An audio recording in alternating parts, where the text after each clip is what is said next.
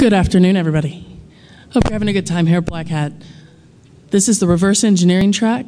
This talk is The Bluescreen of Death is Dead. Your presenter is Matthieu Suiche, memory expert, who would like you to know that he has just turned 21 and will gladly accept donations or drinks after his presentation. Without further ado. Nice one. Just bring me a beer, that's enough. Okay, so to introduce me, I'm the founder of a company called Moonsols. As you can recognize in my accent, I am French, so my company is based in France. You can also contact me on Twitter if you want. I'm a Microsoft MVP, and I've done a lot of various works regarding the Windows physical memory, not only on Windows, also on Mac OS X. So we will see in this talk every works I've done related to Windows physical memory. So what kind of people are really interested into memory dumps? So it's really easy. Please raise your hand if you have never used a crash dump, even a core dump. This is really? Oh. The crash dump is the Windows name for core dump. So in fact, this is exactly the same thing. So in this talk, we are only going to talk about full memory crash dump, so full memory core dump if you want, if you prefer.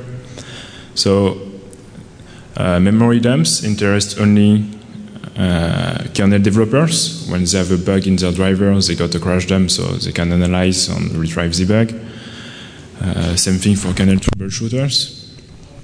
People who are looking for bugs, investigators, forensic experts, malware analysts, and people doing incident response. So why they are interested in memory crash dump? So it's really easy. For instance, you have the bug hunter. As you can see, it can be a man who just wrote a fuzzer in Python, like 10 lines. Actually, it was a friend who found a remote bug in SMB. So he was like, I just wrote a very tiny fuzzer. I got a remote BSOD. So just take a look at the crash dump. So this is the real life case. Of course, you have the kernel developers. If you do some kernel development, you know it's really boring. When you have a segmentation fault because your whole machine crashed, so it's really a pain to troubleshoot. And one of the most common is null pointer. You also have people with a different profile, investigator and forensic expert, who are looking at the memory to extract information. So let's say there is the Inspector Gadget who just made a memory dump of the Dr. Claw computer, and you want to retrieve various information regarding Dr. Claw. So, like his Facebook or web activity. You can also retrieve the server where the Dr. Claw was connected to. So, let's say porn server or whatever. So, it's also used by malware analysts. If you are too lazy to unpack, for let's say a driver, you can still use a memory dump, so you can still extract the image of the driver from the memory.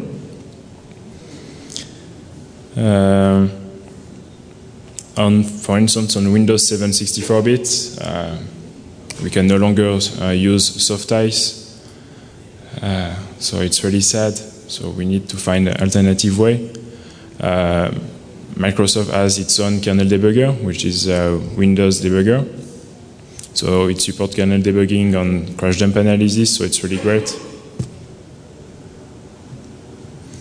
And of course, people doing incident response. Let's say a machine just opened a PDF file. You didn't have time to get a copy of the file or one of the executable downloaded by the shellcode. Or let's say the executable downloaded by the shellcode had been removed from the server, but you have a memory snapshot of the target machine. You can still analyze the memory dump to retrieve the timeline of the attack. You can also retrieve the shellcode in memory, the PDF file used for the exploitation, and also the executable downloaded by the shellcode. So let's say you want to retrieve a memory or shellcode who is using ipspray, so it can be really easy because most of the time when you see an ipspray shellcode, there are really a lot of nup opcodes. So it's always it's a static signature you can easily retrieve from the memory. So this talk is only focused on software acquisition, on software conversion, of course. So regarding the physical memory, there on Windows we have 4 main kinds of memory snapshot. The first one is the raw dump, when you want to access directly to the device physical memory. But you can only generate this kind of file by using third-party tools. The second way to get a memory dump on Windows is to use the hibernation file. It's present on Windows since Windows 2000, so you don't really need to install extra tools. And the third one is the Microsoft crash dump generated by the Bluescreen of diff. This one has a notable advantage.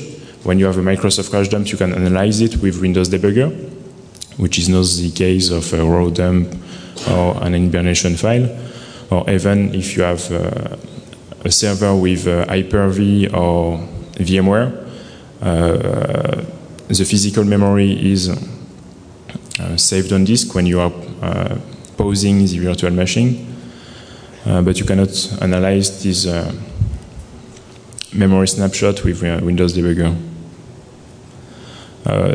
There are also physical way to access to the physical memory, of course. This thing had been already covered many times by a lot of people, so I'm not going to talk about this. Of course, you have the DMA access for the direct memory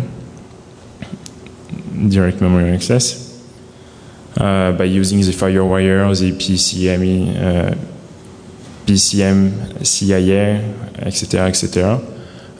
If you want to learn more about the physical attack or physical acquisition, I suggest you to refer to the VirtDBG talk of Damien Aumetre and Christophe Divine. Using an FPGA over a card bus, they are able to access to the physical memory, and they wrote their own debugger. So it's interesting to see how to access to the physical memory by using DMA access. But as I said, in this talk, I'm only going to talk about software-wise. The thing with software acquisition of the physical memory is you don't need to have any specific hardware, so it's way more easy.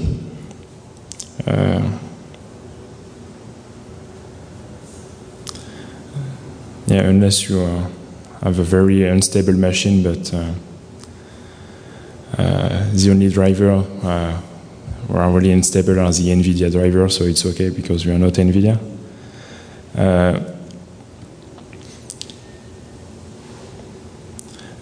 With the software acquisition, we can retrieve the memory snapshot, for instance, with the hibernation file. The hibernation file is generated by Windows and it's never wiped. So even when we resume the machine, we still have a copy of the hibernation file. So we still have so in any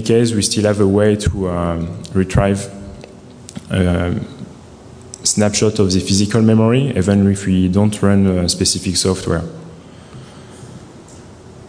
And when you are using software, so it's just click and go, so it's really easy.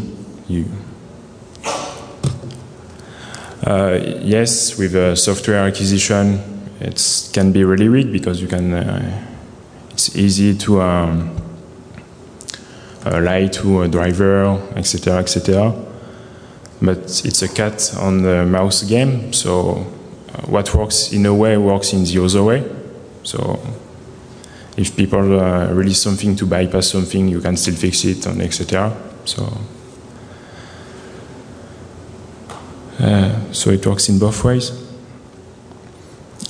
But the thing with the software acquisition is that this is present everywhere. So there are more and more machines using the virtualization. So to get a physical memory dump, it's way more easy because the virtualization is almost everywhere now. So the physical acquisition is only funny when you want to impress some people, but in real life, the software acquisition is more stable and more used.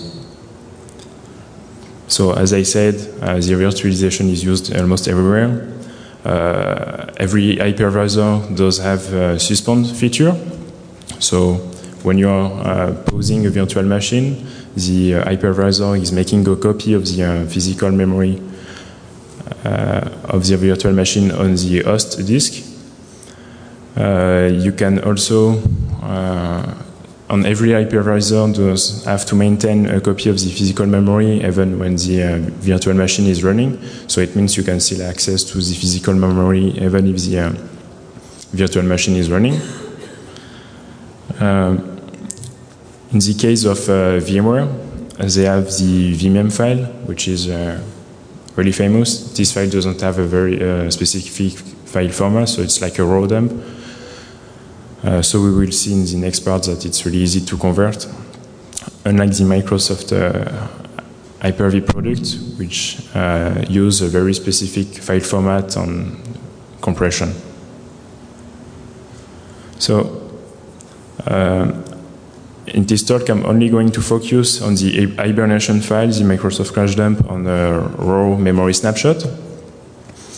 What you have to remember is that the hibernation file is compressed, even if it's really easy to generate because it's a feature present on every Windows operating system. To analyze it is still a challenge because it's compressed, and we will see later it has a lot of different file formats. And to get a Microsoft crash dump, actually, we only have the Bluescreen of diff way, but we will see with the tools I'm going to present that it's no longer the case. And we can still generate a raw memory dump. So let's say you are using the DD executable and you try to read the device physical memory device. You will have a raw dump of the physical address space. So all these three memory images does have a different file format. Only the Microsoft crash dump is really easy to analyze because it has a specific file format, and Microsoft is providing a tool to analyze it. And everybody is using a Microsoft crash dump, as I said at the very beginning.